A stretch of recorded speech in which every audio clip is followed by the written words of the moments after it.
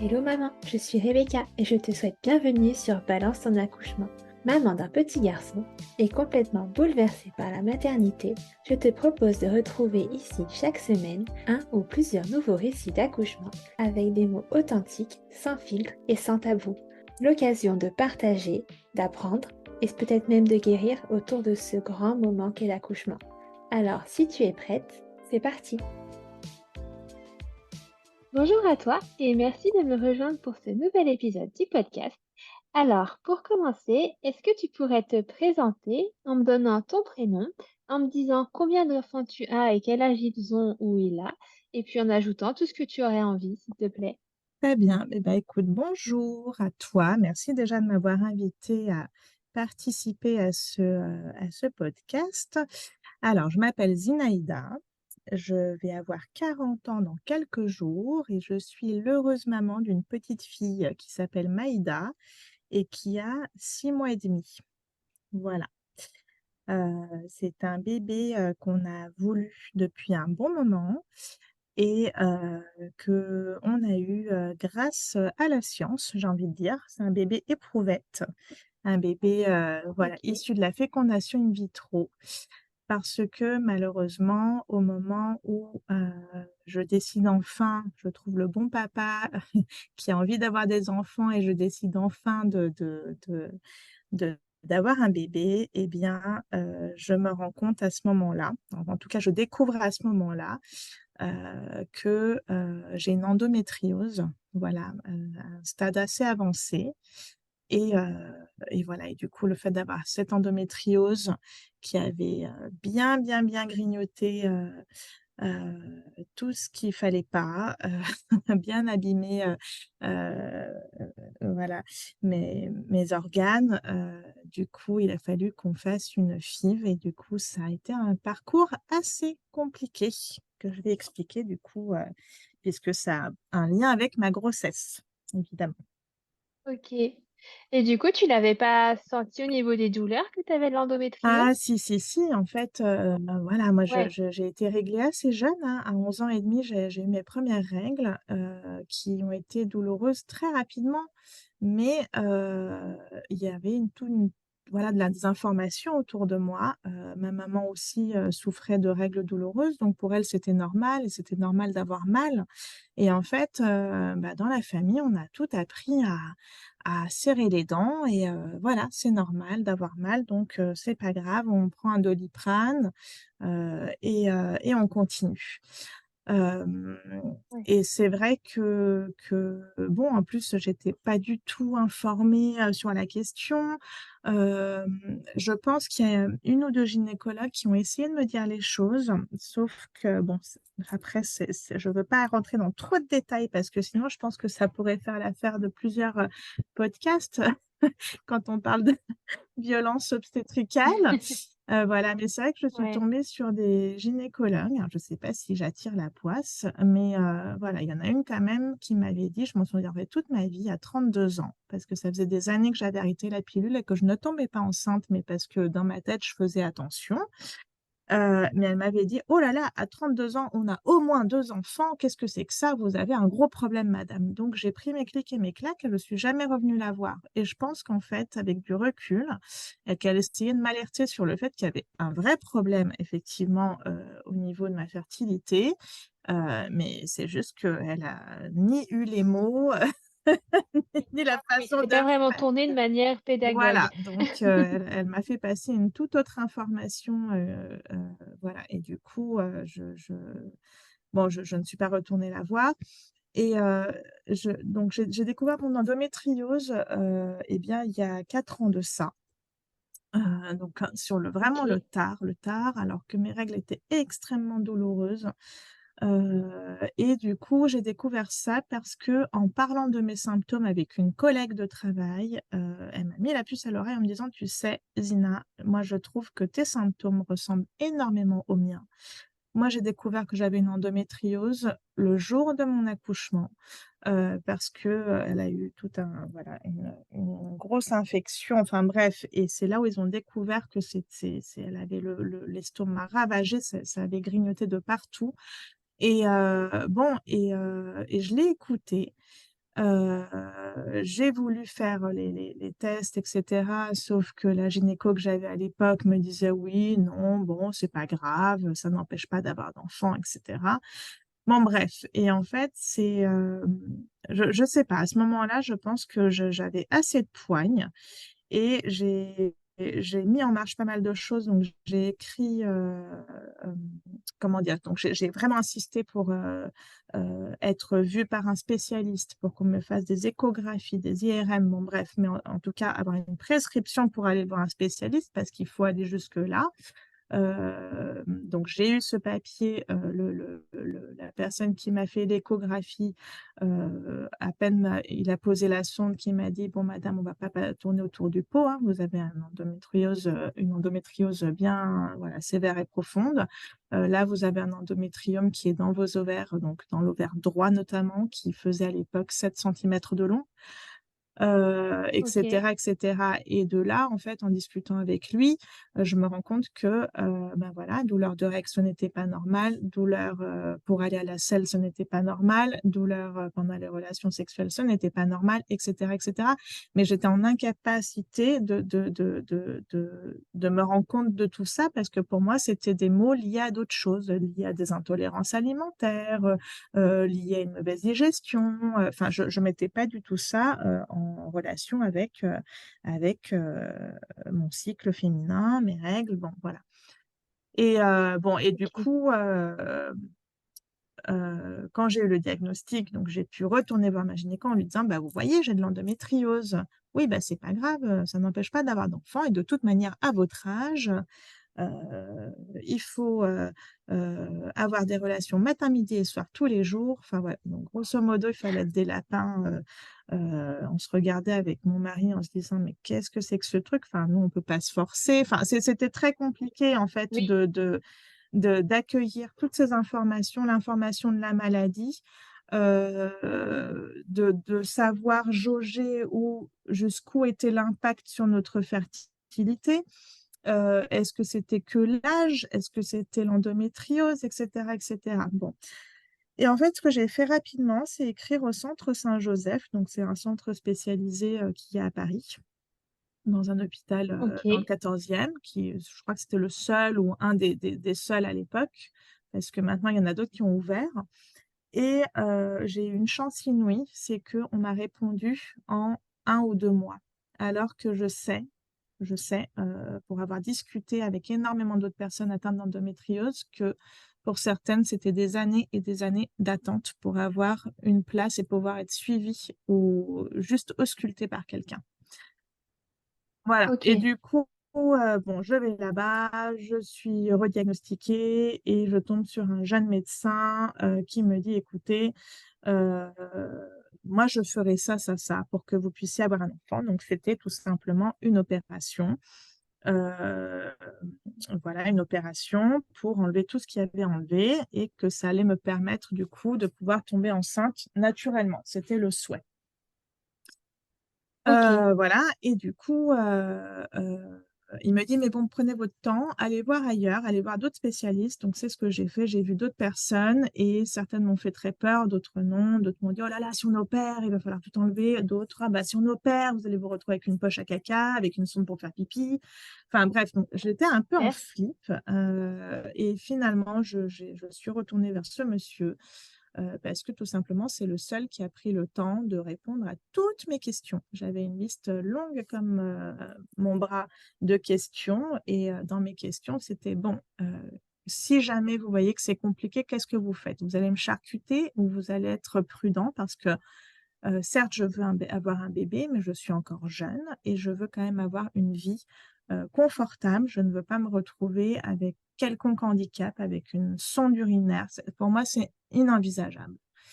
Voilà et donc on a Oui. discuté de tout ça et on a, lancé l'opération. Donc l'opération devait être effectuée juste avant le premier confinement.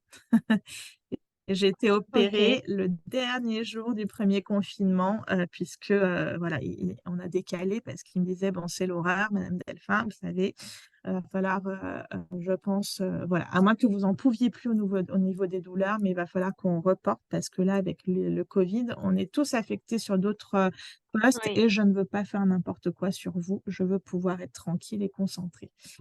Bon, voilà, et en fait, quand j'ai découvert que j'ai de l'endométriose, c'est là où le mental et le corps, sont très liés. Ça a été les premières fois où j'ai fait aussi mes crises d'endométriose. Donc je savais que c'était des crises D'accord. d'endométriose que je n'avais jamais eu auparavant, et elles se sont révélées à ce moment-là. J'en ai fait 2 ou 3 en fait avant d'être opérée et c'était assez impressionnant, assez douloureux, voilà. Mais bon, c'est vrai que là, je pars dans un autre, délire. Ça mériterait aussi des heures et des heures, voilà, parce que j'ai tout un tas de choses à raconter. Oui. Mais voilà, tout ça pour dire qu'une fois opéré, il a fait un travail extraordinaire. Il m'a enlevé voilà, des adhérences, c'était tout était collé. Tout mon utérus OK. était collé à mon au cul-de-sac de Douglas, c'était collé à mes trompes, c'était collé de partout. Donc c'était normal que je ne puisse pas tomber enceinte naturellement et la seule chose qui n'a pas pu me ôter, ça a été, les adhérences au niveau de mes trompes. Parce que ça les aurait, tout simplement tellement endommagées que de toute manière, on aurait dû me les enlever. Donc il m'a dit: «Écoute, voilà, ça on n'a D'accord. pas pu y toucher. Du coup, on vous laisse quand même 6 mois pour essayer d'avoir un bébé naturellement, ça devrait le faire, donc allez-y» et Oui, donc tu disais quand même pas adieu à ce non, moment-là à pas un du tout, bébé, pas du tout et OK. ça a été lors du contrôle post-op, donc 1 mois après mon opération, qu'il m'a dit: «Écoutez, je vraiment, là, vous courez en FIV parce que l'endométriose revient». Et ça a OK, été voilà, déjà. donc ça revenait à des microdoses parce que ça ne revient pas, tout ne se recolle Oui, pas d'un coup et voilà, heureusement. mais pour lui, c'était, suffisamment, j'ai pas envie de dire grave, mais suffisamment, heu, Avancé. avancé et voilà et vu mon antécédent parce que j'étais quand même à un stade très, très avancé, il fallait vraiment pas tarder. Déjà par rapport à OK. mon âge et par rapport à la maladie et là où se situe, où se développait le plus l'endométriose. Voilà. OK, donc tu t'es lancée en parcours FIV immédiatement? Exactement. Donc on est parti, on a voulu aller vers un hôpital parce que moi je voulais aller vers un hôpital qui travaillait avec, lui, enfin pour, voilà, pour me dire: «Bon, c'est des personnes de confiance, ils se connaissent, donc forcément ça va bien se passer» et j'ai été dirigée vers l'hôpital, Antoine Béclère, je crois que c'est ça. Peut-être pas Antoine, mais Béclère en tout cas, vers le professeur, Grimbert qui est un ponte de la fécondité. Sauf que ce que je ne savais pas, c'est que c'est que ce monsieur, voilà, prend très, très cher les consultations puisqu'il, il applique des tarifs, ses tarifs à lui, en fait, qui sont Oui. hors réglementation et c'est le jour où j'ai reçu le premier devis, donc c'est là, ça fait mal au cœur parce que c'est le moment où, en fait, on fait vraiment le deuil d'une, grossesse naturelle. Donc déjà, il y a tout un cheminement et en plus, quand on commence à recevoir des devis, c'est très compliqué à Mmh. vivre, très, très compliqué à vivre. Ah, c'est vrai qu'on s'attend pas à avoir un devis pour C'est avoir un ça. bébé, quoi.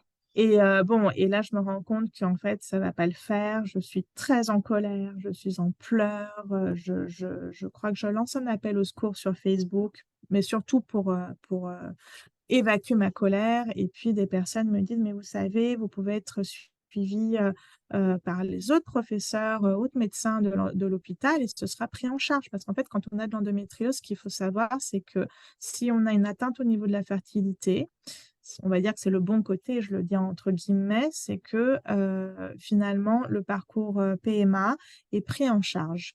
Donc jusqu'à maintenant, Ah! on n'a rien eu à débourser parce que tout a été pris en charge, par la sécurité sociale. Donc ça, c'est voilà, une petite compensation, à la vie, j'ai envie de dire. Donc Oui. donc voilà, donc bon et finalement, parce que ça aussi on nous explique pas, c'est-à-dire que déjà quand on découvre qu'on en a une endométriose, on est projeté dans un monde, parce que c'est un monde où il faut réapprendre à manger autrement, il faut réapprendre ceci, il faut faire tels exercices, enfin, on vous le dit pas tout de suite, mais on quand on se renseigne un peu, on se rend compte que, bah, le yoga, c'est primordial, ça fait partie de l'hygiène de vie. OK. parce que tel mouvement et tel mouvement vont permettre que les adhérences ne se refixent pas, que telle alimentation est bénéfique et va permettre de ne pas faire de crise, etc., etc. Donc, on apprend ça. Ensuite, on est projeté dans le monde de la PMA, mais alors c'est encore un autre univers à découvrir. Et quand moi, je m'inscris à l'hôpital Béclair, mais je me rends absolument pas compte de ce que c'est qu'une PMA, je me rends pas compte du temps que ça va nous prendre, Oui, de l'impact que ça aura sur notre vie physique, émotionnelle, relationnelle, sociale. Enfin, c'est un impact énorme. Et on habite très loin de l'hôpital Béclair. Et en fait, je décide carrément de changer. Et je me dirige vers un autre d'accord. hôpital, beaucoup plus près de chez nous, dans le 12e, le centre des Diaconesses. Et là, je vais être prise en charge Ok, très, très bien par ce centre. Voilà. Donc, on va commencer un parcours qui va durer à peu près 3 ans. Je ne sais plus combien d'interventions on a eu. Je ne sais plus combien d'ovules j'ai pu mettre de côté. Je ne sais plus. J'ai tout un dossier énorme avec tout ça dedans. Mais il faut s'imaginer qu'en 3 ans, allez, grosso modo, on va faire 2 à 3 inséminations par an maximum parce que il y a ok. le temps, comment dire, de préparation. Si on n'a aucun ovule pris, donc on a des injections pour ovuler au max, donc on se retrouve avec des ovaires de la taille d'un pamplemousse. Généralement, quand on ovule, on fait un ou deux petits œufs. Là, on en a 24 dans chaque ovaire. Enfin, faut s'imaginer un peu Ouais, le travail que ça engendre sur notre physique, les douleurs, c'est un peu inhumain. On a des dosages d'hormones, des dosages de vaches. Enfin, je suis désolée, mais quand on voit que on a normalement les doses journalières sont, on va dire, je vais dire une bêtise, de 10 grammes et qu'en fait, on nous injecte 200 grammes par jour. euh, oui, c'est un impact vraiment sur tout un tas de choses. Bon, bref, donc ce parcours, je vais le faire épaulé de mon mari, épaulé du centre de Diaconesse. Et on, on va me faire une ponction donc, pour retirer tout un tas d'ovules. De ces ovules, certains sont gardés, d'autres non, etc. Mon mari, lui, ça va être des spermogrammes, bon, bref. Et donc, il va y avoir plusieurs inséminations pendant 3 ans à peu près. Et il faut savoir qu'à chaque fois que je suis inséminée, euh, les œufs prennent, il y a un début de grossesse, mais ça ne tient pas. ouais, d'accord. Et ça va être terrible parce que c'est, euh, c'est tellement dur en fait. Quand on tombe enceinte naturellement, on a ce côté complètement candide parce que, ah, je suis enceinte quoi. Ah, zut, ah mince, ah là là. Et de combien? Déjà 3 mois, mais c'est incroyable parce que voilà, ça arrive comme ça. Oui, Ou j'ai un petit peu mal au ventre. Ah, voilà. Il y a ce côté surprise, ce côté qu'on n'a plus du tout. On nous ôte quand on fait une PMA. Quand on fait une PMA, on est au courant de tout. On est au courant de la viabilité des spermes, on est au courant de la taille de notre ovule, on est au courant à l'heure près c'est encore mature, pas mature, etc. Enfin, c'est la création de la vie, étape par étape, même avant que l'ovule et le sperme se rencontrent. Et c'est tellement angoissant et anxiogène pour le parent parce que à chaque micro-étape, tout peut s'arrêter et il faut tout recommencer. Donc, on oui, est là à attendre que l'hôpital nous appelle pour nous dire c'est bon, on l'a fait viable, pour nous dire c'est bon, le sperme est OK, pour nous dire c'est bon, et ça a été fécondé, ça tient. Allez, deuxième jour, ça tient. Allez, troisième jour, ça tient. Quatrième jour, bon, bah, madame, désolée, ça n'a pas tenu, il faut recommencer. Enfin, voilà, c'est un peu ouais, Et ça, on ne nous l'explique pas. Enfin, il faut le vivre pour le comprendre. Et faut vraiment se faire entourer. Et moi, je pense que j'ai eu la bonne idée dès le début d'aller sur Instagram beaucoup et de discuter avec beaucoup de mamans et de regarder un peu ce qui se passait autour de nous, des personnes qui vivaient la même chose pour comprendre l'impact. Mais même comme ça, on a du Oui, mal parce à, que tu as réussi à trouver une voilà, on a communauté. du mal quand même voilà, il y a ce qu'on lit, il y a ce qu'on échange et après il y a ce qu'on vit. Et ça, c'est tellement Mmh. complexe. Bon. Et dans tout ce parcours, à un moment donné, mon mari me dit, écoute, Dina, il faut vraiment que tu arrêtes. Là, il faut faire une pause de 6 mois pour ton corps, pour ton mental, euh, parce que on est en train de péter les plombs, en fait, tout simplement. Oui, Voilà, les hormones, moi j'ai pris énormément de kilos, ça joue sur les humeurs, ça joue sur tout. C'est compliqué. Puis pour le papa aussi, c'est très très compliqué parce que eux ne subissent pas tous ces changements hormonaux. oui, Bon, mais ils voient leur femme se transformer en dragon, puis en agneau, puis en ceci, puis en cela à la mmh, seconde, et c'est compliqué à vivre. Bon, et en plus, en même temps, j'ai un poste à ce moment-là de direction qui me prend énormément de temps, d'énergie, et je veux tout mener de front parce que je me rends pas compte que je me rends pas compte en fait de ce qui est vraiment en train de se jouer, de se passer. Dans tout ce oui, parcours, pendant qu'on décide de faire une pause, je vais tomber enceinte naturellement. Et là, je me dis, d'accord. waouh, incroyable. Bon, bah, c'est que ce bébé, en fait, voulait arriver par ses propres moyens. C'est trop beau. Et on s'accroche à cette Ouais, grossesse, mais comme jamais, parce que moi, je lâche prise. Je me dis, mais c'est ça qu'il fallait. C'est bon, je suis enceinte, c'est merveilleux. J'achète même un petit carnet pour noter les trucs qui sont déjà tout prêts, les petits carnets de grossesse où on oui, je note vois. les premières réactions de papa, machin, etc. Bon. Et bon, et j'ai ce boulot qui est prenant, qui est chronophage, et je me rends pas compte, enfin, je suis épuisée, mais je me rends pas compte à quel point, en fait, c'est en train de me bouffer. Et il va y avoir plusieurs événements dans ma vie perso et dans ma vie professionnelle, des événements, on va parler de violence, hein, de violence au travail, etc., psychologique. Et je pense que tout est lié, mais lors d'une échographie, je crois que c'est la première échographie de datation, bébé, son Mmh, cœur ne respire plus, enfin ne fonctionne plus. Euh, ouais, d'accord. et là, ouah, enfin là, je perds pied. Je sais plus si le médecin me parle. Je sais plus. Je dis juste que je veux être opérée parce que je ne veux pas évacuer cet embryon toute seule. Je connais les risques d'une évacuation entre guillemets naturelle avec juste une pastille. Je veux pas vivre ça. Mmh, Même si je suis terrorisée par les opérations, l'hôpital, parce que pour moi, je fais des crises d'angoisse à chaque fois que je dois passer dans un bloc. Je préfère le bloc qu'autre chose. Et bon, oui, et mon mari aussi va perdre pied. Euh, il va disparaître toute la nuit, en fait, et il devient fou. Enfin, il devient fou de douleur, de tristesse, en fait. Euh, OK. Moi, j'ai une amie qui me rejoint à la maison alors que je veux voir personne.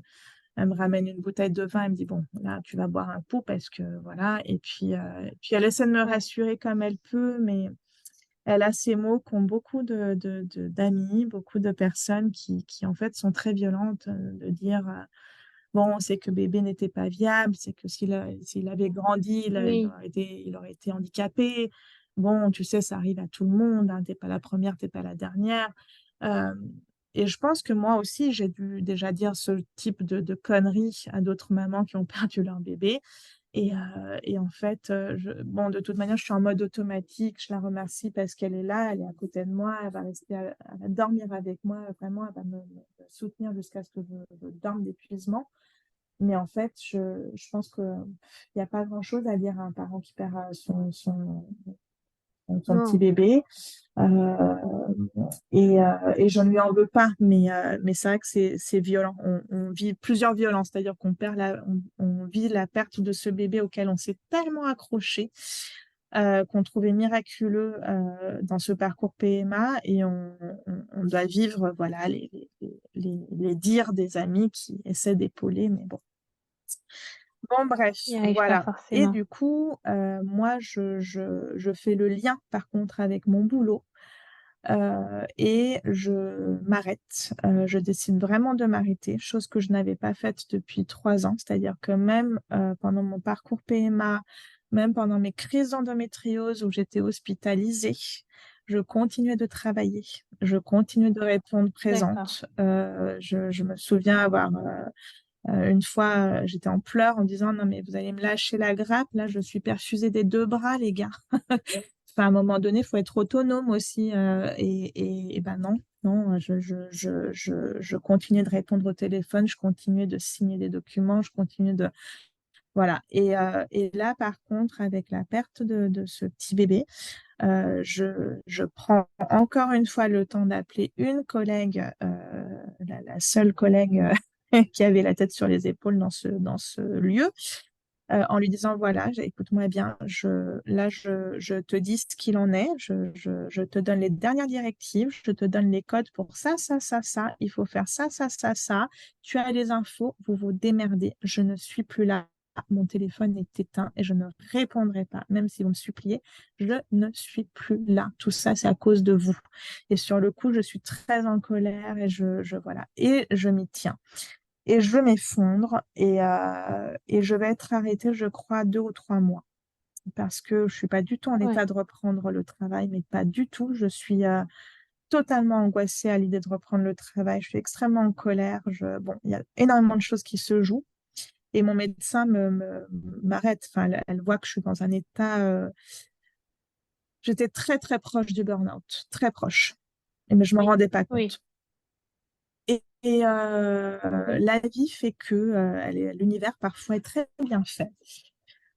C'est que pendant mon arrêt maladie, je vais recevoir un petit courrier de mon employeur qui me dit qu'ils ne vont pas renouveler mon contrat, puisque j'étais sur un CDD d'1 an renouvelable, c'est de la fonction publique, enfin voilà.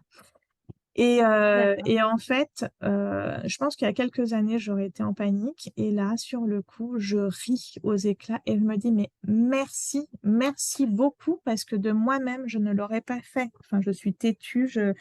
Quand je m'engage dans quelque Oui. chose, je suis jusque boutiste. Et là, je me dis, mais merci les amis parce que de moi-même, je ne l'aurais pas fait. Et je suis encore au chômage d'ailleurs aujourd'hui. Et voilà. Et c'est pendant ce chômage où je peux enfin lâcher prise, où je vais m'inscrire à une formation de doula tout de suite, alors que quelques mois auparavant, j'en avais presque jamais entendu parler des doulas. Ça m'évoquait quelque chose vaguement, mais voilà, sans plus. Et là, je vais m'inscrire sur une année à une formation de doula. Ça va être merveilleux. Je vais rencontrer des femmes extraordinaires et ça va me réparer. Ça va me réparer en tant que femme. D'accord. Et pendant ce temps-là, on va faire notre dernière FIV avec, alors pas dernière FIV, on va faire une FIV avec nos 2 derniers petits œufs fécondables. Et là, j'insiste auprès du centre des diaconesses en leur disant, bon, vous savez quoi, il en reste 2. Dans ma tête, ça va pas fonctionner parce que je me dis, on a fabriqué tout ça dans un mood où on n'était pas bien tous les deux avec mon mari, très stressé, moi avec le Ok. boulot. Donc, de toute manière, qu'on me mette les 2 petits œufs, de toute manière, ça va pas tenir. Et de toute manière, on refera tout comme il se doit. Et puis, on prendra des bonnes vitamines et on mangera bien et blabla. Donc, moi, je suis dans un mood où ça va pas fonctionner. Et je dis aux diaconesses, vous me mettez les 2 embryons d'un coup. Ils me disent, non, mais madame, on peut pas faire ça. Vous comprenez, si vous avez des Mhm. jumeaux, des triplés, parce que ça peut se multiplier et blablabla. Et puis, il faut demander à votre mari. Donc là, je leur dis en rigolant, vous savez, mon mari, si vous pouviez m'en mettre 10 d'un coup, il serait content. Lui, il voudrait avoir une portée. Donc, et du coup, bon, bref, donc on essaie d'étendre les choses. Et voilà. Et donc, on va faire cette dernière FIV. J'y crois absolument pas. En plus, je tombe sur un médecin au moment d'insémination que j'aime pas du tout. Et là, je rigole, je dis à mon mari, bon, bah, tu vois, c'est un signe, ça va pas marcher, c'est la boucle est bouclée, blablabla. Et du coup, il y a un des 2 petits embryons qui va tenir. Et c'est ma petite Maïda. Ok. Voilà, donc je vais avoir Oh, une grossesse merveilleuse. Attends, déjà le moment où on t'a dit, ça y est, tu es enceinte, où tu as vu que ça tenait. Oui, alors ça n'a pas été un moment très simple parce que comme toutes les grossesses en PMA, c'est par étapes. C'est-à-dire que, alors je sais plus, je crois que c'est 10 jours après ta fécondation, tu dois faire une prise de sang et là, as mal au ventre, hein. Moi, je me vidais je passais mes journées aux toilettes à me vider de peur, Ouais, quoi, comme si, parce que c'est tellement angoissant. Tu dors pas parce que tu te dis, bon, en plus, moi, je m'étais dit de toute manière, c'est cuit, c'est mort, c'est mort. Et là, il y a un tout petit, voilà, tu vois, un tout petit truc qui indique qu'il y a un début de grossesse. Et je dis, ah ouais, ah ok. Mais j'y crois pas. Voyons voir dans 3 jours, parce qu'en fait, on fait oui, plusieurs prises de sang tous les 3 jours. Et à chaque fois, c'est une période très compliquée. C'est pas une période où on peut dire, ouais, je suis enceinte, c'est trop génial. Allez, les gars, champagne. Non, pas du tout, parce que, surtout quand on en a vécu plein, parce que on sait très bien que tout peut s'arrêter à n'importe quel moment.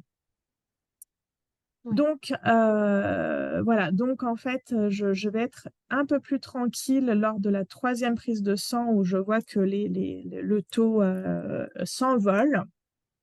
Je suis un petit peu déçue Ouais. que les deux n'aient pas tenu parce que moi, Tu sais déjà à ce moment-là qu'il n'y en a oui, qu'un qui a oui, oui, tenu, du clairement. coup. Et je suis un petit peu déçue parce que, oui, au Ok. niveau des taux, on le voit assez rapidement. Parce que c'était un vieux rêve un peu fou, mais moi, je trouve ça magnifique, les jumeaux. Bon, aujourd'hui, en ayant Maïda, je me dis que heureusement que j'en ai qu'une. Mais bon, voilà. Et ensuite, la grossesse va se dérouler. Donc, les mois vont passer. Alors, j'ai déjà un ventre énorme en début de grossesse. On a déjà l'impression que je suis enceinte de 5 mois parce que j'ai un ventre enfin, comme dirait mon médecin, un ventre de femme ménopausée. Mais avec l'endométriose, en fait, il faut savoir qu'on a un ventre de femme enceinte quasiment tout le temps. Voilà. Donc, Ok. j'ai pas ce truc-là de voir mon ventre grossir petit à petit. Et en plus, je pense que psychologiquement, je suis tellement heureuse, mine de rien, d'être enceinte que mon ventre, il prend, mais je suis une baleine, quoi. Vraiment, je suis une montgolfière. Et, mais j'ai un peu honte parce qu'on me dit, ah là là, t'en es à la fin. Non, les gars, je suis à 3 mois. Et, bon, et voilà. Et je serais plus à l'aise en fin de grossesse, effectivement, avec mon ventre parce qu'il correspond plus à la norme. Mais bon, du coup, c'est assez particulier. Et alors, moi, je vais être très bien parce que je fais ma formation de doula, parce que je m'écoute, parce que je suis tout le temps en méditation, parce que je mange, je suis en plein trip ayurvédique, etc. Bon, très bien, formidable. Et à côté de ça, avec mon mari, c'est un peu compliqué parce que lui n'arrive pas. Il n'arrive pas à se projeter dans la grossesse. Il n'arrive pas à éclater de joie. Je dois batailler pour qu'il pose les mains sur mon ventre. Et en fait, il y a tellement de liquide et je suis tellement énorme qu'il il va pas sentir le bébé jusqu'à la fin. Même moi, je ne vais pas Ok. sentir ma fille bouger jusqu'à allez, 7 mois et demi, 8 mois. Et encore, je la sentais très, D'accord. très Ah oui, peu. quand même. Ouais, ouais, très, très peu. Et j'essayais de filmer. Et je filmais. Quand je filmais, bah, évidemment, elle arrêtait de bouger. Sinon, c'est pas drôle. Parce que je voulais Mm. absolument que papa puisse partager ces moments-là. Et je comprenais pas. Donc, d'un côté, j'étais très heureuse d'être enceinte. Et d'un autre côté, j'ai eu une grossesse très malheureuse parce que j'avais projeté tout un tas de choses avec le papa qui ne se sont pas déroulées de la manière dont je l'imaginais. Et bon, et ça, c'est vrai que faut faire attention aux réseaux sociaux, faut faire attention aux films parce que on nous met des images qui ne sont pas des images de la vraie vie. Et Oui. derrière une image, on s'imagine toute une histoire, alors que bah, c'est un cliché d'un instant T. Probablement, ils ont posé pour. Derrière une image, on peut y mettre ce qu'on veut en légende. Je suis la première à le faire, à le savoir, parce que j'ai plusieurs comptes Instagram et je fonctionne comme ça. Quand j'ai eu de l'endométriose, en fait, j'ai ouvert un compte dédié à l'endométriose, qui était un peu un journal de bord. J'avais besoin d'extérioriser comme ça.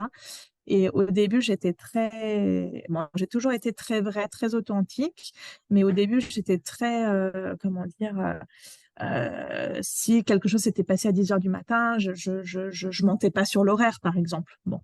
Et puis, Oui. avec le temps, j'ai appris aussi à prendre du recul, notamment avec toutes les grossesses arrêtées. Et je publiais après coup. Donc, ça me permettait d'avoir un recul par rapport à une situation, etc., etc.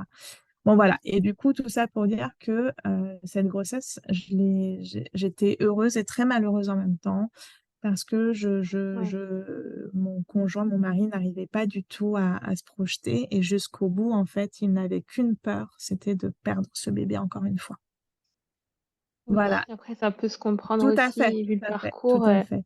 Et voilà, et du coup, il arrivait pas vraiment, c'était très, très, très dur. Bon, voilà. Ouais. Donc, moi, dans ma tête, ensuite, on va commencer à parler de l'accouchement. Dans ma tête, je... Et puis depuis toujours, en fait, c'est pas juste la formation de doula qui a fait que je projetais un accouchement naturel. Moi, j'ai toujours été passionnée par les accouchements. Je ne sais pas pourquoi.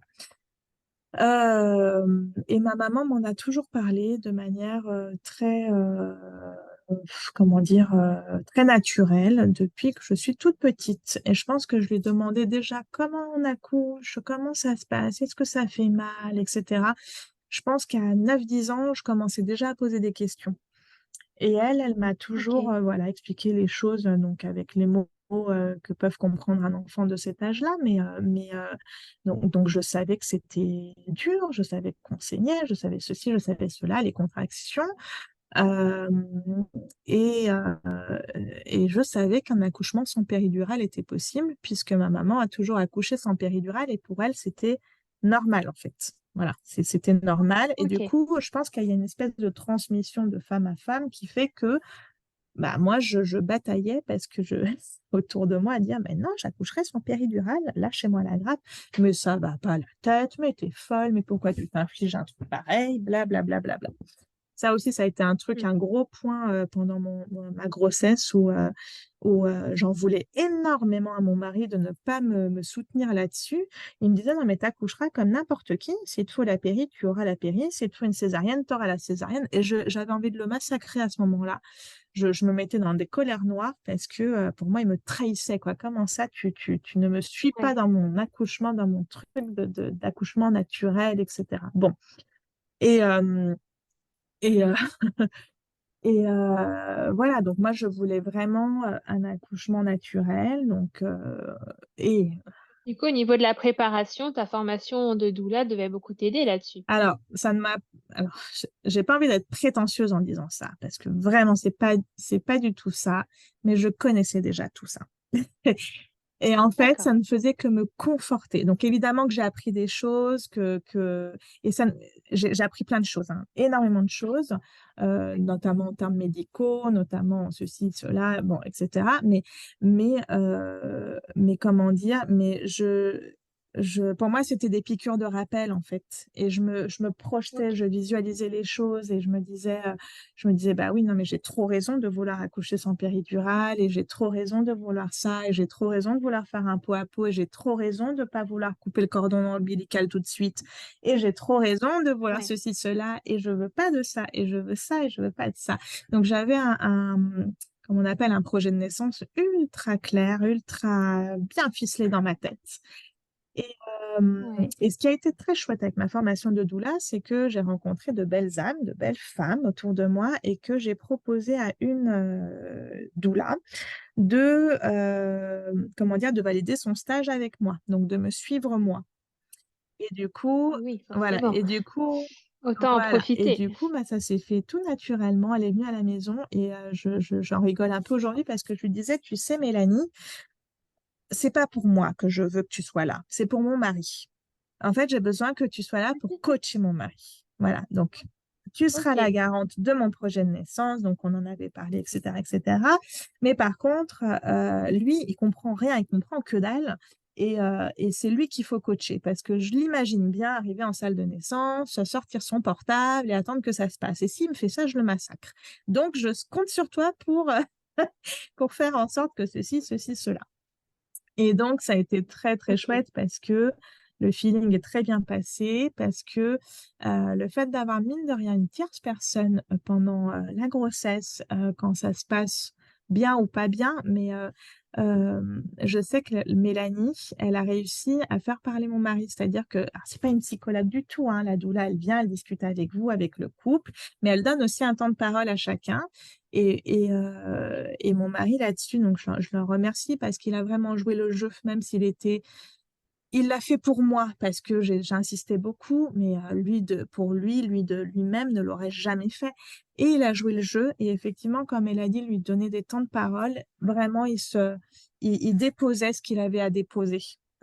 Et du coup, on a vachement Ouais. pu avancer, notamment sur ses peurs concernant la perte du bébé, sur le fait voilà, il disait, mais moi, je sais pas quoi faire, moi, avec son ventre. Et puis Mélanie lui disait, mais tu sais, ton bébé, il entend ta voix, là, donc tu peux, etc., etc. Bon, bref, donc ça a été très, très chouette. Et doublement chouette que l'hôpital que j'ai choisi pour accoucher, donc c'est la maternité des Lilas, accepte les doulas. Et je crois il y en a peut-être 2 en région parisienne qui le font. Et du coup, j'ai pu avoir Ah ma oui, doula pendant mon accouchement. Voilà. ok. Donc, bon bref, donc la grossesse se poursuit, je suis énorme, j'ai mal partout, j'ai mal au dos, mais alors depuis le début de la grossesse, parce que, et ça c'est quand on a peur de perdre son bébé tout le temps, en fait on se bloque. Donc moi je me bloquais, Ouais. je dormais dans des positions pas possibles, enfin c'est pas des positions pas possibles, mais en fait je me bloquais le bassin, je me bloquais tout de peur de cette peur de perdre quelque chose. Donc, je vais passer une grossesse à avoir quand même pas mal de bobos à mon dos, etc., etc. Mais bon, voilà, les choses suivent leur cours et je grossis, je grossis, je grossis. Et je suis prête mon accouchement naturel, hein. Vraiment, je me suis bien forgé ce qu'il fallait dans la tête. Je commence à préparer mon corps, à le masser, à faire des exercices de yoga, etc. pour ouvrir tout ça, pour laisser les choses se faire naturellement. Je prends mes tisanes de framboisier, de ceci, de cela. Enfin bref, je me prépare à donf en mode naturel. Et 10 jours Mm. avant la date d'accouchement, on a un dernier contrôle à l'hôpital avec les sages-femmes. Et là, eh ben, tout s'effondre parce que on me dit, oh là là, pré-éclampsie. Et je Oh sais ce que non. ça veut dire et je sais tout ce que ça implique. Donc, je me dis, bon, Ouais. ok. Et puis là, on me dit, bon, bah, madame, bon, c'est pas ultra urgentissime parce que voilà, mais bon, vous avez de la tension, chose que je n'avais jamais fait de ma vie, des protéines dans les urines, ok. Donc, ce qu'on va faire, parce que c'est pas urgentissime, vous rentrez à la maison, vous faites votre valise de maternité et demain, vous accouchez, madame. Oh. Alors, je Ok. sors de là un peu sonnée. Oui, parce que juste pour petit rappel pour les auditeurs, du coup, pré-éclampsie égale, en gros, entre gros guillemets, bébé devient dangereux pour la maman. La maman est en train la santé de la maman est en train de chuter, en fait. Exactement, c'est même plus que ça, c'est pas bébé forcément, c'est le placenta qui Le empoisonne la placenta. maman de l'intérieur et qui comment dire, et qui empoisonne également bébé. Et nos organes à nous Ouais. deux, à maman et bébé, peuvent lâcher les uns après les autres. Donc, il y a tout un degré de prééclampsie, mais enfin, de prééclampsie, oui. Et quand ça devient de l'éclampsie, là, enfin, on peut en mourir on aurait pu en mourir toutes les deux. Donc, en fait, c'est pas quelque chose à Ok. prendre à la légère. Et de toute manière, là, je ne pouvais que me conformer aux directives de l'hôpital parce que là, on n'est plus du tout dans le domaine comment dire, d'une naissance naturelle, d'une naissance physiologique. Là, je suis obligée de passer la main de toute manière au corps médical. Voilà, parce qu'il y a des choses que je ne peux Oui. pas gérer euh, et qu'il en va de la santé de maman et de bébé et qu'effectivement, on est sur un autre, voilà, une urgence qui n'est pas extrêmement Oui, urgente parce qu'ils vérifient nos taux de protéines, etc., et la tension. Mais voilà. Donc, ok. Donc on te dit tu accoucheras voilà. demain. Donc, je rentre à la maison avec mon gros bidon et là, j'ai ma maman et ma tata qui est en France à ce moment-là. À la base, j'ai pas forcément envie de voir quelqu'un, mais je les appelle un peu en pleurant en disant: «Mais il faut venir me voir parce qu'en fait, ça va pas. Ça va pas parce que il faut que» j'ai les larmes qui montent quand en racontant ça. Parce que quand on moi, j'ai toujours voulu, la grossesse, c'est quelque chose que j'ai idéalisé depuis très, très jeune. Très, très jeune, je me voyais enceinte. Très, Oui, très jeune, je m'imaginais avec un gros bidou. Très, très jeune, j'imaginais ceci, cela. Et du coup, cette grossesse, même si elle était pas très simple, parce que j'avais quand même pas mal de maux et je pense qu'en fait, ma pré-éclampsie était là depuis tout le début. Mais comme je oui, n'avais pas de tension et pas de protéines dans les urines, j'avais que des gonflements, des œdèmes, des machins. Du coup, ce n'était qu'un symptôme sur plusieurs symptômes, donc c'était pas encore mais en fait, tout ça amenait à la pré-éclampsie. Enfin, pour moi, j'étais déjà en mal depuis un bon moment, j'avais des trucs bizarres, mais en tout cas, les médecins n'étaient pas alertés parce qu'il y avait pas plusieurs symptômes en même temps. oui, Coup, quand voilà, malgré tous ces mots qui étaient pas simples franchement à vivre, j'étais tellement attachée à mon gros bidon, même si je sentais pas mon bébé, c'était pas grave, j'avais mon gros bidon, c'était trop beau, quoi. Le fait qu'on vous oui, dise: «Madame, vous accouchez demain», en fait, on n'a pas le il faut faire le deuil de sa grossesse. Pour moi, double deuil oui, parce que très probablement j'aurai pas de deuxième bébé vu mon âge, parce que pour rappel, la PMA, je peux la faire jusqu'à 41 ans révolus et pas après. Voilà, après il faudrait que je paye d'accord. de ma poche et c'est compliqué et puis il faut aller à l'étranger et cetera et ça, on n'a pas forcément envie. Voilà, donc petit aparté. Donc moi, c'est un peu très probablement le seul bébé que j'aurai et du coup, voilà, ça a été très violent de me dire: «Waouh, demain, j'ai plus mon gros ventre». Donc il faut Mm. faire très, très vite dans sa tête le deuil de cette grossesse, de cette, comme pas le deuil de la grossesse, mais le deuil de: «Allez, c'est terminé, ça se termine» et je pense que quand on Oui, accouche naturellement, ce processus s'enclenche avec les contractions. Voilà et à un moment donné, de toute manière, on veut que ça sorte tellement ça fait mal donc on est contente que bébé sorte. Sauf que là, non, moi, je j'ai aucune contraction donc je n'ai pas ce besoin vital que bébé s'en aille, que bébé sorte et psychologiquement, ça c'est il y a quelque chose de très fort qui se trame à ce moment-là. Mais bon, c'est comme ça, donc je et ton mari, dans tout ça, il a réagi comment? alors mon mari, heu, alors mon mari était assez, j'ai pas envie de dire content, mais soulagé, de savoir qu'on allait me déclencher. Parce qu'il faut savoir que sur mon visage, j'avais un petit, c'est rigolo à dire comme ça, mais j'avais un espèce de petit, comment dire?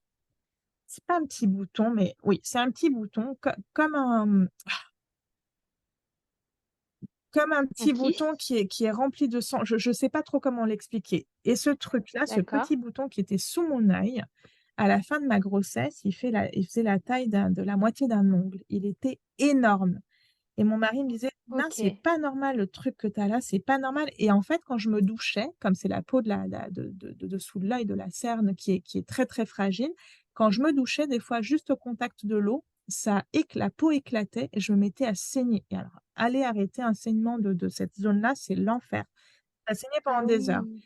Et après, ça regonflait comme s'il y avait une espèce de poche de sang, quoi et c'était très bizarre et moi, je disais à mon mari: «Écoute, j'irai voir un dermato, mais après la grossesse parce que là, j'ai pas envie qu'on me charcute pendant ma grossesse. Laisse-moi tranquille, laisse-moi tranquille» et lui, en fait, était focus là-dessus et il me disait: «Mais c'est pas normal, il y a quelque chose qui est pas normal Zina, c'est pas normal» et ça faisait aussi partie, bah, voilà, des œdèmes, des machins et cetera, de la pré-éclampsie et du coup, lui a tout recollé au niveau des morceaux et s'est dit: «Bah, tu vois, en fait, il y avait un truc là, il y avait un truc» Ouais. voilà, il était vraiment en mode alerte depuis un moment. Mais bon, lui, de toute Ok. manière, c'est pas quelqu'un de très loquace, donc il a accusé le coup et comment dire, et puis je pense qu'il était aussi peut-être content aussi de voir l'arrivée de son enfant un peu plus tôt que prévu, voilà, mais pas trop de réaction. Et du coup, Ok. euh, donc du coup, le lendemain, on se prépare, on va à l'hôpital, on et puis on attend l'appel de l'hôpital parce qu'on ne sait pas exactement à quelle heure on doit arriver. Donc moi, je me prépare depuis très Ok. très tôt le matin. Et je me prépare aussi psychologiquement parce que je n'ai pas abandonné l'idée d'accoucher sans péridurale. Je Oui. sais que je À vais... ce moment-là, ta doula, tu l'appelles Oui, oui, ou oui, elle bien sûr. viendra que Bien au sûr que ma moment. doula, je Ouais. l'appelle, elle est au courant de tout. J'appelle ma doula et je lui explique ce qu'il en est. Donc voilà. Mais par contre, je lui dis, écoute, Mélanie, un déclenchement, ça peut être long. Donc moi, je t'appellerai vraiment au moment où je n'ai pas envie que tu restes 3 jours avec moi. Donc je t'appellerai vraiment au moment où je sais que je serai vraiment au travail. Donc, on convient de Ok. ça. De toute manière, en tant que doula, quand on accompagne un accouchement, euh, on, on est comment dire, on est disponible, quoi. Donc, on est disponible, on est prête à Oui. partir à n'importe quel moment. On a notre valise de doula. Voilà, la doula est vraiment disponible et puis elle est prête. Elle a son téléphone prêt voilà, avec l'alarme prête. Elle a sa valise de doula qui est prête, etc., etc. Et du coup, Ok. bon, j'arrive à l'hôpital et là, je sens qu'il y a un petit malaise entre le médecin obstétricien et les sages-femmes qui ne sont pas du tout d'accord sur le protocole à enclencher. Donc Ok. là, comment dire, la sage-femme, elle voudrait qu'on me pose un ballonnet parce que c'est une action mécanique. Et en fait, l'obstétricien dit Ok. non, on va poser un tampon je ne sais plus le nom, mais c'est c'est des hormones, hein, de- Oui, c'est de l'ocytocine. l'ocytocine, tout à fait, pour déclencher Oui. le travail. Donc, je me retrouve allongée, super, moi qui voulais être mobile, marcher, etc., mais pas du tout. Donc, je me retrouve allongée sur un lit avec le tampon d'ocytocine et avec un monito sur le ventre, chose que je ne voulais pas non plus parce que c'est hyper anxiogène. Et, Oui. et du coup, au début, il se passe rien. Et puis, je crois qu'allez, au bout d'une demi-heure, je commence à avoir mal, mais mal à l'ovaire droit, mon ovaire sensible. Et punaise, la douleur, elle est de plus en plus forte. Mais je sens que c'est pas des contractions. Même si j'ai jamais eu de contractions de ma vie, je sens que ce ne sont pas des contractions. Et je sens que ça va pas. D'accord. Et le monito, il s'emballe. Et je vois comment dire, le cœur du bébé qui s'emballe, qui monte à des pics de 180, 200. Et bon, et la sage-femme arrive et puis elle me dit non, non, mais ça va, ça peut être normal, ça peut être normal, ça va, ça va. Et on me laisse 2 heures comme ça à avoir hyper Ok. mal. Et là, je vois dans le regard de mon mari qui se dit, alors elle qui veut pas de péridurale, ça vient de commencer, on lui a juste posé un petit tampon, elle est déjà au bout de sa vie, comment elle va faire? Donc je vois que il a pas trop Ok. confiance en mon projet, mais je le regarde, j'ai envie de le massacrer à ce moment-là et je lui dis non mais c'est pas normal, j'ai mal aux ovaires, là, j'ai mal comme une crise d'endométriose et pas comme voilà, D'accord. donc je sais que c'est pas ça. Donc là Pas le comme des médecin contractions, ouais, ouais. le médecin arrive, il voit que ça va pas du tout, que le cœur du bébé surtout s'emballe trop, que moi ça ne me enfin on me fait un toucher pour savoir si ça a commencé à s'ouvrir, à se dilater, que dalle. Du coup, il décide de m'enlever le tampon, donc ça va beaucoup mieux. Et maintenant, bah, il faut que je me repose. Ok. Donc, première journée à l'hôpital, je n'accoucherai pas puisqu'il faut que je me repose pendant je ne sais pas combien de temps. Et le lendemain, il décide que le lendemain matin, on va me poser le ballonnet, que je vais devoir garder 24 heures. Ok. Donc, le lendemain, donc deuxième jour, on va me poser un ballonnet que je vais garder 24 heures. Donc, j'ai très, très peur de la pose du ballonnet parce que voilà, chaque fois qu'il faut toucher de toute manière mon utérus, Oui, à c'est ton c'est intimité. très compliqué. Alors je suis là à trembler comme une feuille morte, devant l'obstétricien. Il y a la sage-femme qui me tient par la main, qui est super gentille, Aude, je m'en souviendrai toute ma vie. Et qui me parle, qui me dit: «Mais explique-moi, qu'est-ce qui se passe?» Et je leur dis: «Mais vous vous foutez pas de moi, hein, parce que je veux un accouchement sans péri, hein. C'est juste que je ne peux pas l'expliquer, mais à chaque fois que je passe au bloc et que je suis sur une table, j'ai envie de mourir, quoi. J'en tremble de la Ouais, tête aux pieds, il faut m'assommer, quoi». Et en fait, non, ils sont hyper compréhensifs, le médecin me dit: «Tu me dis stop quand tu veux, si tu le sens pas, il y a aucun problème», et en fait, bon, bah, ils vont faire l'intervention qui me fait absolument pas mal. ouais. Je vais sentir une petite contraction quand ils vont gonfler le ballonnet. Le ballonnet, c'est un système mécanique pour déclencher un accouchement. Donc, c'est une petite canule qui va être posée au fond de l'utérus avec un tout petit ballon, comme un petit ballon de baudruche. Et ce petit ballon, donc, on enfile on enfonce la petite canule, c'est une canule souple, hein, et une fois que le ballonnet est placé, donc au niveau du col, là, on va gonfler le ballonnet. Et ce ballonnet, une fois gonflé, ça va appuyer contre la tête du bébé et du coup, ça va induire, le travail parce que pour bébé, du coup, c'est comme s'il était appuyé contre le col de l'utérus et du coup, mécaniquement, le travail doit s'enclencher à ce moment-là. Voilà, Oui, le bébé corps se doit dit: «Il y a quelque chose pousser qui se vers le passe». bas, voilà, et le col de l'utérus va commencer à s'ouvrir. Donc quand on gonfle la canule, effectivement, ça fait un peu mal, donc c'est une première contraction. Mais bon, voilà, donc je vais passer mes 24 heures avec ma petite canule, bon alors après c'est pas hyper désagréable parce que du coup la canule elle descend sur la cuisse, on vous scotche la canule à la cuisse, donc vous devez vous balader avec votre scotch et cetera. Mais bon, moi je fais ma vie, je fais du ballon, je demande à avoir un ballon, je regarde des films sur Netflix, je m'ennuie à mort, je monte, je descends les escaliers parce qu'en fait je suis vachement contrôlée. En fait, je dois uriner dans un pot pour voir où ça en est au niveau de la Oui, prééclampsie un peu toutes les oui, 3 heures. il y a quand même un Heu, danger qui te plane au-dessus de la tête, donc c'est sûr oui, que bien sûr.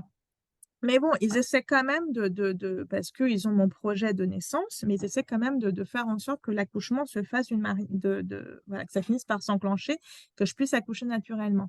Et oui, donc je vais faire tous les examens au 3e étage, donc je monte les étages, je les descends, j'arrête pas, je fais du sport. Et du coup, bon, je vais dormir avec mon ballonnet et le lendemain matin, au moment d'aller faire pipi, en fait, le ballonnet tombe et là, je suis impressionnée parce que c'est pas tout petit, hein. C'est la taille de ma main, quoi. OK, quand même. C'est impressionnant. Et du coup, ça tombe, je le sens tomber, je vois un peu de sang, je vois un peu de liquide, voilà, de liquide et du coup, je suis hyper contente donc je me dépêche de finir de faire pipi. Je remonte en courant, mais voir les sages-femmes, je fais: «C'est bon, le ballonnet il est tombé, c'est bon!» Enfin, dans ma tête, c'est trop génial, je vais accoucher, quoi. Oui, c'est le début de la fin, C'est le là. début, quoi, et donc on m'ausculte et là, ah bah, heu, à peine ouverte à 2 quoi. Je dis: «Bon, OK. mais c'est un début», et Oui, au moins on donc n'est plus à 0. voilà, et donc les sages-femmes me disent: «Bon, bah, on vous conseille d'aller prendre un bon petit déjeuner là, de prendre une bonne douche parce qu'après on va y aller. Après on va percer la poche des os et on va y aller». Donc OK. là, je suis trop excitée, trop contente. Je me dis: «Bon, bah, allez, c'est pour aujourd'hui, c'est génial, c'est trop top». Et donc je me prends un bon petit déjeuner, enfin un bon petit déjeuner de l'hôpital, hein, mais voilà, je le Oui. savoure, je me prends une super douche, je me fais toute belle, voilà, toute proprette surtout, toute belle on s'en fiche, mais toute proprette. Je remonte, hyper contente pour qu'on me perce, la poche des os, alors attention, tout ça ne faisait pas partie de mon plan d'accouchement, hein. Mais Oui. là, je suis très contente que voilà, que les choses se déroulent comme ça. Et donc, encore une fois, je suis en panique quand je vois l'aiguille qu'on va me mettre pour me percer la poche, des os. Bon bref, mais ça se passe très bien, et du coup, faut savoir que je n'ai aucune contraction. Hein, que D'accord. même avec le ballonnet, je n'ai aucune contraction et que bon, une fois qu'on me perce la poche des os, je pense que les contractions vont arriver 2 heures après. Et au début, c'est ultra gérable. Donc, je suis là sur mon ballon, dans ma chambre, parce qu'on me fait redescendre. Oui. Ça coule énormément et ça, j'ai l'impression d'être dans une flaque d'eau tout le temps. C'est la cata, mais c'est pas grave. Mais c'est pas grave. Et donc, je suis sur mon ballon, je fais du ballon. Et bon, et avec mon mari, en fait, on s'appelle tout le temps. Et puis moi, je lui dis, écoute, je préfère que tu sois à la maison, que tu nettoies la maison à fond, que tu prépares à fond, que allez, tu changes les draps une énième fois, vraiment, tu prépares le cocon. Et puis, il faut savoir qu'on a 2 chats à la maison. Donc, moi, j'étais un peu en panique avec les poils. Donc, je veux absolument qu'il ne reste pas un seul poil quand je reviens de la maternité. Donc, vraiment, je le missionne sur le fait qu'il prépare le cocon à la maison et que ça ne sert à rien de venir tout de suite parce que je ne veux pas qu'il soit là.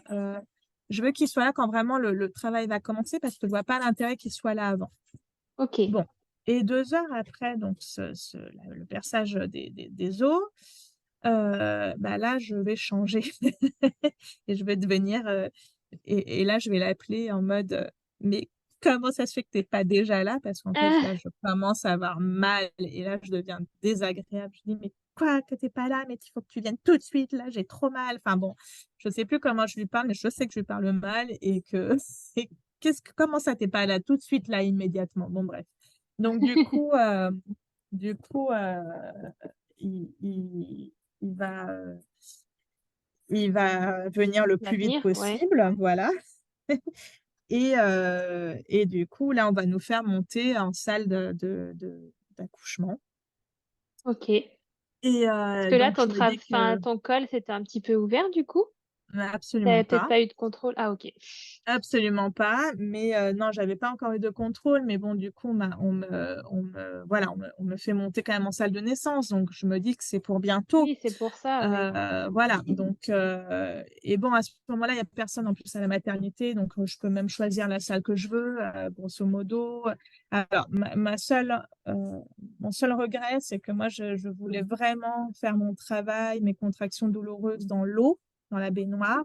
Ouais. Et comme en fait, je suis On a monitorée percé. parce que Ouais. voilà, parce que quand on perce la poche des os et qu'on vous met l'ocytocine, donc effectivement, c'est ce qui va se passer, c'est qu'ensuite on va me mettre de l'ocytocine de synthèse dans le bras. Du coup, je ne peux pas être dans l'eau. Donc ça va être voilà, c'est un peu mon regret. Au regret, oui. Ouais, mais voilà. Et du coup, bon, du coup, mon mari arrive, on va en salle de naissance. Je lui dis, alors tu prends tel body, tel machin, parce que pour le moment, les contractions sont quand même ultra gérables. Ok. Et j'ai encore toute ma tête et je suis en mode encore à la direction, quoi. Tu prends tel body, tu prends tel machin, tu prends la veilleuse, tu prends Cécile, tu prends la musique, les huiles essentielles, blablabla. Mais je n'appelle pas encore ma doula parce que je sens que c'est pas encore le moment. Ok. Et du coup, bon, et du coup, on me met l'ocytocine. Donc, au début, ça va parce que les contractions font mal, mais entre chaque contraction, je peux discuter, rigoler, boire une tasse de thé, voilà. Ok. Et, et bon, et à un moment donné, donc une des sages-femmes vient me voir, donc le col ne bouge pas, ok, mais elle me dit bon, mais votre doula, elle vient quand? Parce qu'il faut l'appeler là. Donc moi, ça me motive, je me dis ok, donc c'est pour bientôt. Donc Elle j'appelle sait la quelque chose, la dame.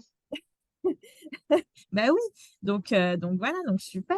Et on appelle notre doula qui arrive 3/4 d'heure après, une demi-heure, 3/4 d'heure après. Et donc là va commencer un ballet de massage, de tisane. Elle m'avait préparé des energy balls, elle m'avait préparé tout un tas de choses, mes petites bougies. Elle m'avait ramené aussi comment dire, parce que on m'a fait un mama blessing. En fait, ma doula m'a préparé un mama blessing avec d'autres doulas et les femmes de ma famille. Donc, chacune m'avait offert une perle qu'on avait mis sur un collier que j'aurai donc le jour de l'accouchement pour voilà, réunir les forces de toutes les femmes. D'accord. Bon, voilà. Et donc, on est encore dans un mood très super, quoi. Sauf que je ne sais pas combien de fois on va m'ausculter, mais le col ne s'ouvre pas, quoi. C'est-à-dire qu'au bout de 4 heures, c'est toujours à 2, au bout de 8 heures, c'est toujours à 2. Ok. Et moi, je ne calcule plus parce que en fait, au bout d'un moment, l'ocytocine, on me la met de plus en plus fort. Il y a des degrés d'ocytocine et on va m'en mettre de Ouais. plus en plus. Euh, et je vais avoir une phase où les contractions vont être extrêmement longues et je ne vais plus avoir de répit. Donc, je vais être avec des contractions qui durent aller jusqu'à 1 minute, on va dire, et une contraction, une deuxième qui s'enchaîne, une troisième qui s'enchaîne, et je Ouais, tu meurs, n'arrêtes quoi. plus. Et en répit, je vais avoir 10 secondes. Et, euh, Ok. et ça, dans ma tête, ça dure 20 minutes, et en fait, ça va durer 4 heures. Ok. Mon mari, ça le rend Sans répit. sans répit. Mon mari, Et ça le rend fou parce que moi, t'étais je me dans rends. quelle position, toi, à ce moment-là? Alors, on a essayé plusieurs positions. On a essayé de me mettre à quatre pattes. Je peux pas. Des fois, je suis un peu debout, le haut du dos, ouais, le buste posé sur le lit. Mais la plupart du temps, je suis sur mon ballon de grossesse. En fait, je peux pas m'allonger parce que le fait de Ok. m'allonger en position gynéco ou allongée, c'est atroce. C'est juste Ouais. atroce. Et à ce moment-là, je me dis, mais comment font les femmes qui accouchent en position gynéco? Parce que vraiment, pour moi, c'était atroce. Voilà. Je sais que Ouais. pour certaines, ça va être la position qui va le plus leur convenir. Mais moi, à ce moment-là, c'est sans péridurale, c'était atrocissime, vraiment. Et bon, et en fait, je suis en train de mourir de douleur parce que je n'ai pas de répit en fait entre ces contractions et j'essaye toutes les techniques. Donc, je vocalise énormément. Je sais pas d'où ça sort, mais je vais vocaliser énormément. J'essaie sûrement pour ne pas crier, pour Ouais. accompagner la contraction. Et parce que effectivement, quand on ouvre la bouche, en fait, on détend aussi l'utérus. Donc voilà, donc je fais ça un peu mécaniquement et un peu aussi en connaissance de cause. Mais ça va être très très dur en fait, très dur, très long. Euh, Oui, ton il y a- mari, il y du a- coup, est complètement paniqué par cette alors phase. non, non, non, ah oui, c'est vrai que j'ai oublié de parler de mon mari. Donc au début, quand on arrive dans la salle de naissance, il va faire exactement ce que je voulais pas qu'il fasse, c'est-à-dire qu'il va se mettre dans un coin avec son téléphone. Ah, mince. Et là, j'ai envie de le tuer. Et je me dis, bon, Zina, tu te tais, c'est pas à toi de gérer, ta doula va arriver, de toute manière, elle va gérer. Ok. Voilà. Et en Oui, fait, parce que la c'est sa mission, hein, la sage-femme, doula, c'est de gérer le voilà. mari. Et la sage-femme, en fait, qui va venir à ce moment-là, va lui dire, mais monsieur, en fait, mettez-vous là à côté de votre femme. Et en fait, elle va commencer à me faire des massages, des points d'acupression, à me masser le dos, etc. Sans lui dire c'est ça qu'il faut faire, mais lui va voir Oui. ce qu'elle fait. Et à Comment ce il peut se moment-là, rendre utile aussi. voilà. Et à ce moment-là, en fait, il switch et il se rend compte que c'est pas sorcier ce qu'il faut faire et qu'il est tout à fait en capacité de le faire. Et à partir de ce moment-là, il va être là avec moi non-stop. Voilà. Ok. Il va prendre le relais, il va me masser, il va faire les points d'acupression, me prendre la main, me serrer la main, se laisser mordre, se laisser, voilà, et puis il va même vocaliser avec moi. C'est-à-dire qu'à un moment Ok. donné, je vais m'accrocher aussi à sa voix et on va vocaliser ensemble. Donc, tout ça, tout ce process va durer à peu près 14 heures, dont 4 heures où De les douleur contractions non-stop. sont insoutenables. C'est Ok. insoutenable. Et, euh, et moi, en fait, je m'accroche toujours à l'idée que elle arrive, ma fille arrive, en fait, parce qu'à un Hmm. moment donné, ça pousse tellement fort dans le bas que je sens la tête. Enfin voilà, je sens vraiment, et puis je suis sur un ballon, donc je fais tout pour que vraiment la gravité joue dans ce process. Ouais. Et ce qui va se passer, c'est que mon corps va lâcher. C'est qu'à un moment donné, je suis tellement épuisée, tellement éreintée, même si ma doula arrive à m'enfoncer un Energy Balls dans la bouche, j'arrive même pas à la mâcher. Je mets, je crois, 10 minutes à la mâcher, à l'avaler, parce que les contractions ne me permettent pas de faire, comment dire, quoi Quoi que que ce ce soit. soit. Et pendant ces 10 secondes, 10-15 secondes de répit, j'essaie de dormir. Ça, je m'en souviendrai toujours. C'est-à-dire qu'à un moment donné, je suis tellement épuisée qu'à chaque fois que j'ai un répit, je ferme les yeux en mode, c'est très drôle, quoi. Je claque, je ferme les yeux et je dis: «Faut que je dorme, faut que je dorme». Voilà et sauf que, bah, la contraction, il y en a une qui arrive et c'est reparti pour, voilà, 3-4 minutes de contraction. Bon bref et donc à un moment donné, mon corps va lâcher et je vais me mettre à trembler de la tête aux pieds et je ne peux pas m'arrêter de trembler. Enfin, j'en tremble, quoi, Ouais. d'épuisement, de fatigue. Là, je vois les sages-femmes, donc les sages-femmes viennent, auprès de moi. Elles sont tout le temps là. Il y a tout le temps une sage-femme avec moi, ma doula, tout il y a énormément de pas de passage, mais énormément de soutien, en fait, de leur part, hein, parce Ok. qu'elles ont bien compris que mon souhait, c'est d'accoucher sans péridurale et elles, à aucun moment, elles vont me dire, «Vous êtes sûre que vous voulez pas la péri? Vous êtes sûre?» Non, elles me laissent, bah, souffrir en toute tranquillité. Non, elle m'accompagne en fait. Elle me dit: Ouais. «C'est bien ce que tu fais, voilà. Est-ce que tu veux essayer cette position? Est-ce que tu veux machin? C'est bien. Allez, encore un effort, c'est super, ça va le faire» et en fait, à chaque fois, qu'on me sculpte, je vois que dans leur regard, heu, elles ne comprennent pas en fait que mon col ne s'ouvre pas. Oui, parce que tu dans Parce un que état quand au bout de même, 14 heures, mon col ne s'est toujours pas ouvert et en ok, c'est fait, les toujours à deux. contractions sont tellement fortes et je sens la tête de bébé pousser qu'elles ne comprennent pas que ce col ne soit pas ouvert. Mhm. Donc, ce qui va se passer, c'est que donc je disais mon corps va lâcher et là, je demande de l'aide. Là, j'ai un moment où je me dis: «Il me faut de l'aide, il me faut un truc». Donc je ne veux pas la péridurale, mais je sais qu'il existe d'autres choses et je demande, enfin, j'imaginais qu'on allait me donner du gaz ou autre Oui, chose, quelque un chose, autre, oui. voilà et là, Aude, la sage-femme me dit: «Écoute Zina, écoute, tu vois bien que, comment dire? Que là, tu as besoin d'aide, c'est toi qui as demandé de l'aide. Je sais que ton projet, c'est un projet sans péridurale. Je sais que tu avais pour projet d'accoucher naturellement. Je sais tout ça. Mais là, vraiment, je te propose la péridurale parce que tu es épuisée. Ton corps ne peut plus rien faire et la péridurale va te permettre de te reposer et de reprendre des forces et pendant que je te mettrai cette péridurale, on va mettre l'ocytocine puissance 1000, ce qui fait que là, ça devrait s'ouvrir. Mais toi, Ok. tu vas pouvoir te reposer et en fait, je vois mon mari qui est hyper soulagé Ouais. et je n'arrive pas encore à dire oui. Ça va se jouer sur quelques secondes, hein, mais je vais regarder Mélanie, ma doula, qui me dit, Zina, t'as super bien travaillé. Vraiment. Et je dis, OK, OK pour la péri. Et elle me D'accord. dit, elle me conforte, elle me dit, non, mais Zina, moi, j'aurais pas supporté ce que tu as supporté là, donc tu peux être fière de toi.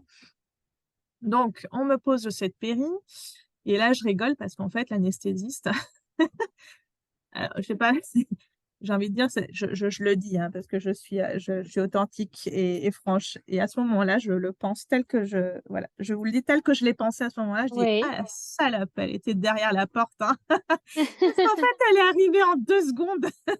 Ok, elle Elle est arrivée attendait que ça. elle attendait que ça. Et du coup, elle est arrivée en 2 secondes. Elle m'a mis la péri. Ma doula était là pendant que la pause de la péri. Mon mari, je voulais pas qu'il regarde, donc je lui ai dit de sortir à ce moment-là. Elle était là. Et en fait, vraiment l'anesthésiste, pas sympa du tout, quoi. Moi, Ok.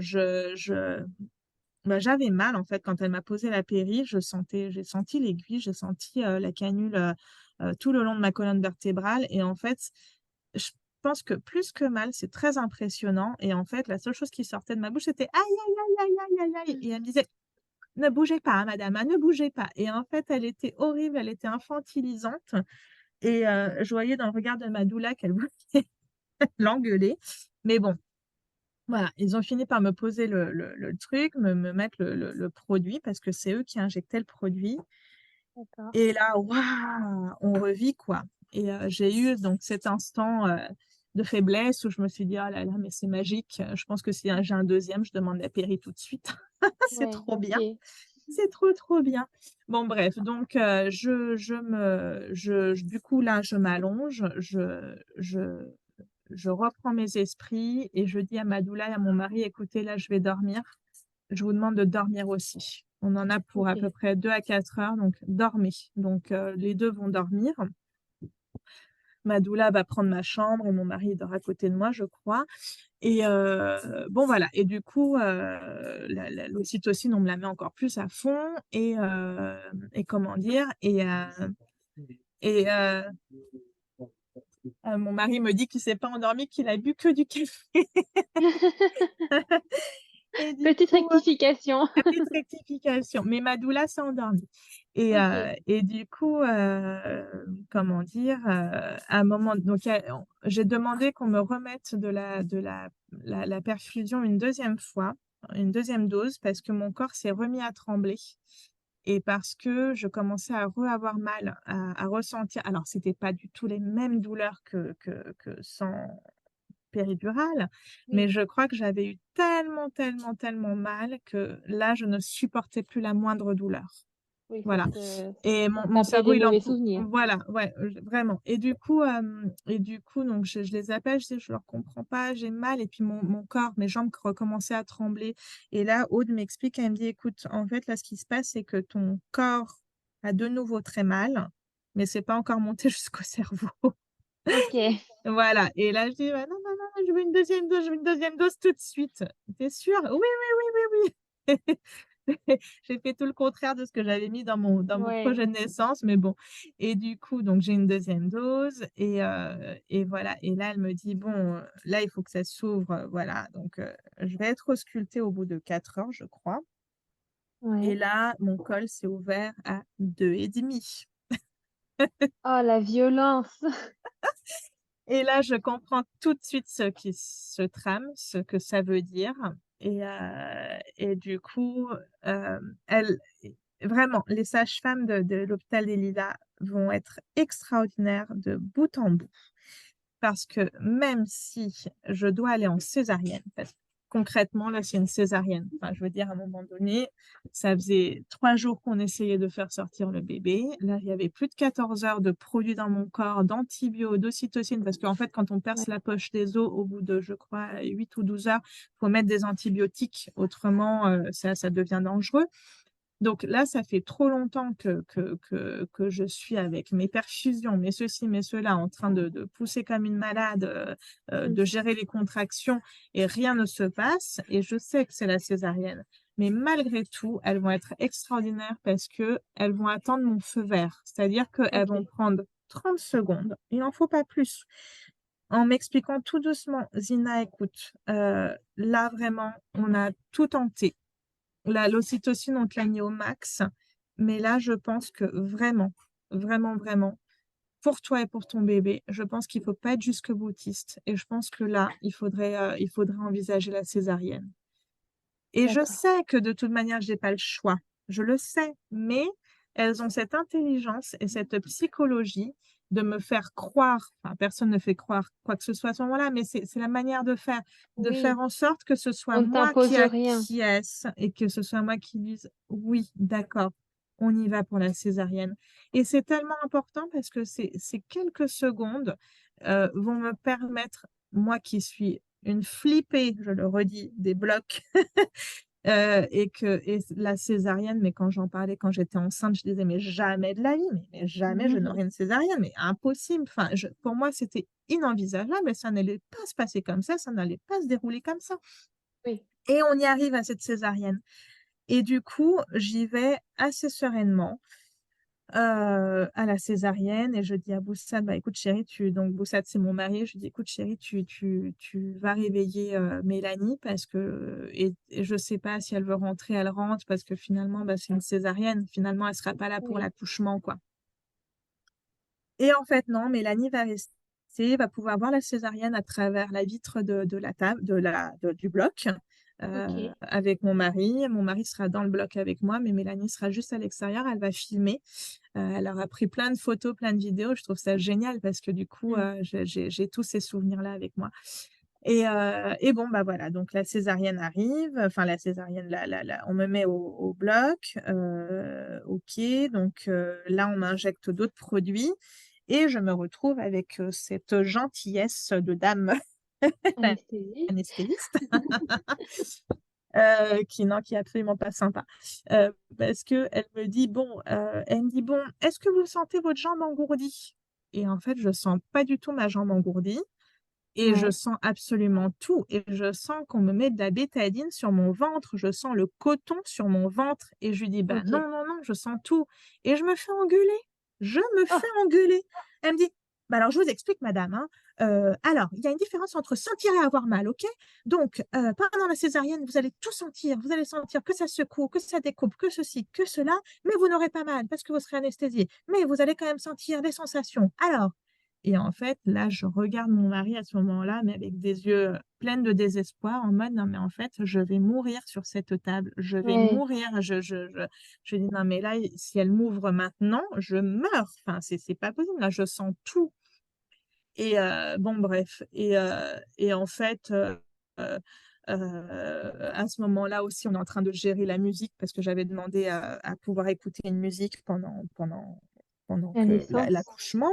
Donc, Mm. comme c'est l'accouchement, même si c'est une césarienne, c'est aussi l'accouchement. Donc, il y a ma doula qui me ramène mon portable, mon mari qui met la chanson que je veux, etc., etc. Mm. Et du coup, là, à ce moment-là, il y a une petite gentillesse de la part de cette dame qui me dit, ah, c'est chouette ce que vous écoutez, c'est quoi, blablabla. Donc moi, ah, bah, c'est ça, blablabla. Et en fait, et puis là, elle dit, go. Et là, je dis, mais salope, en fait, on n'avait rien à foutre de ce que j'écoutais de ma musique. C'était juste pour savoir si je sentais quelque chose ou pas, quoi. Ah, mais incroyable.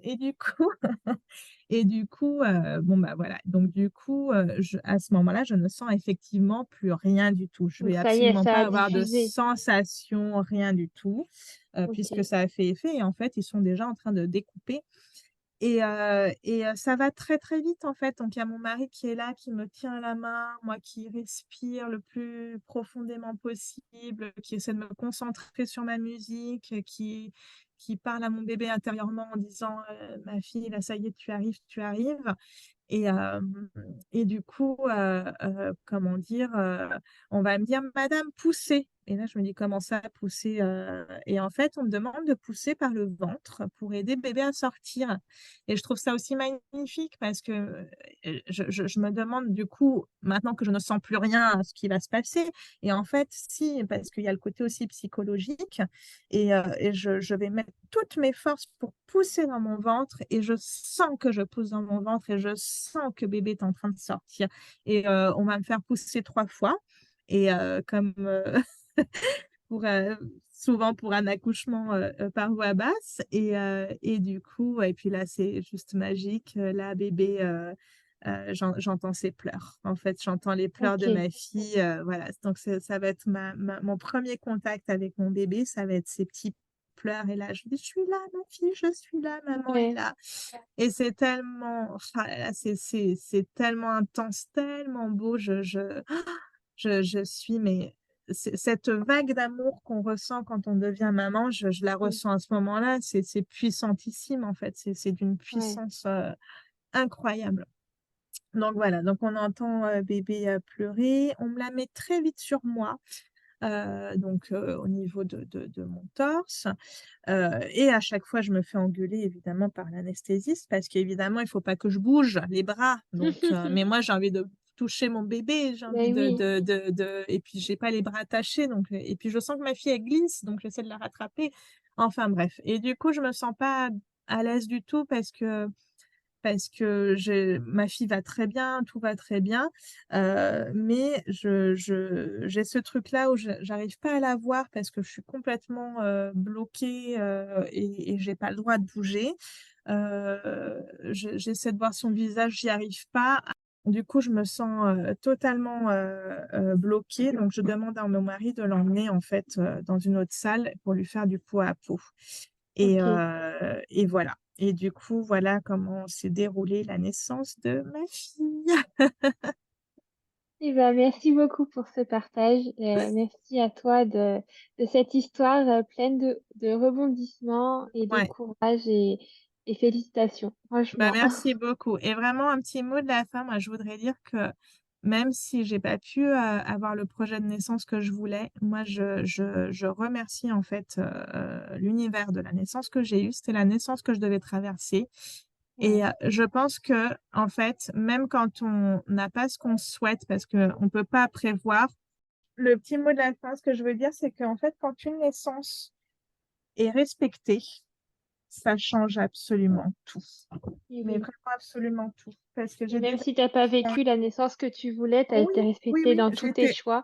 Oui, exactement. Et je suis juste... j'ai adoré ma naissance. J'ai adoré passer les moments que j'ai passés, même si c'était très dur. Voilà, tout a été respecté, tout a été accompagné, tout a été splendide en fait. Et pour avoir discuté avec d'autres mamans et des amis à moi qui ont eu à peu près les mêmes parcours au niveau de la naissance, qui se sont finis en césarienne, etc., quand elles en parlent, elles sont traumatisées. Ouais. Elles sont traumatisées parce qu'on ne leur a rien expliqué, parce qu'elles n'étaient pas préparées, parce que tac, tout d'un coup, on vous emmène en salle de césarienne sans vous expliquer ce qui se passe, sans vous dire quoi que ce soit. Ça n'a pas été mon cas. Malgré la violence de tout ce qui s'est passé, parce que je suis retournée voir les sages-femmes quelques temps après pour les remercier.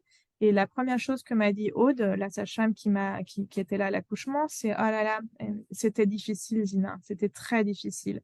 Et je lui dis: mais moi, j'ai pas du tout senti que c'était difficile. Pour moi, ça a été Ouais. très doux du début à la fin. Voilà, c'était une expérience inoubliable, magnifique. Et si j'ai la chance d'avoir un deuxième, j'espère pouvoir accoucher par voie basse. Mais bon, ça c'est, Ouais. voilà, C'est c'est une la- autre aventure qui t'attend. une autre aventure, tout à fait. Eh ben, merci Bon, beaucoup et puis merci à merci à toi toi. pour ce partage. Merci beaucoup. Merci beaucoup d'avoir écouté cet épisode jusqu'au bout. S'il t'a plu, n'hésite pas à me laisser une petite note sur l'application d'écoute sur laquelle tu es actuellement et à me laisser un petit commentaire sur Apple Podcast. Quelques petits instants qui pourront beaucoup m'aider à grandir. Si tu souhaites échanger sur cet épisode ou si tu souhaites toi aussi participer à cette aventure, n'hésite pas à me contacter sur les réseaux sociaux. Les liens sont en barre d'infos. En attendant, je te donne rendez-vous mercredi ou vendredi prochain, selon le jour auquel tu écoutes, et je te dis à très bientôt pour un nouvel épisode.